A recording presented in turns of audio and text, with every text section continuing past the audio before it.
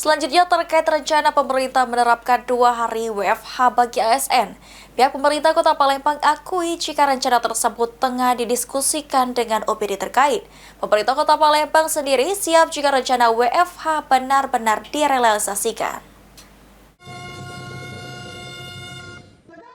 Imbas efisiensi belanja dalam pelaksanaan APBN dan APBD tahun anggaran 2025 sesuai dengan yang tertuang dalam Impres nomor 1 tahun 2025, pihak Badan Kepegawaian Negara merencanakan strategi 2 hari work from home atau WFH bagi aparatur sipil negara ASN.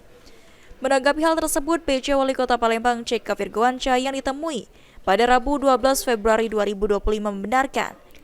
Namun menurut PJ Wali Kota Palembang, saat ini pemerintah Kota Palembang masih berkomunikasi dan berdiskusi dengan OPD terkait untuk mekanisme pelaksanaannya.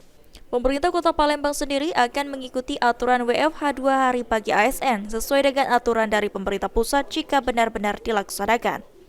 Katanya ada 2 hari WFH, ini seperti apa Pak? Kita sudah berkomunikasi, sedang menginisiasi berdiskusi dengan BPKAD. Proses itu sedang berproses, nanti kita tunggu saja. Mungkin ada rencana Pak, mungkin seperti apa mekanismenya atau gimana? Mekanismenya seperti apa yang diarahkan dari pemerintah pusat, nanti kita teknisnya nanti dari BPKAD yang akan menyampaikan. Tapi setidaknya kita akan support, kita akan juga melakukan hal yang sama seperti yang dilakukan oleh pemerintah daerah lainnya.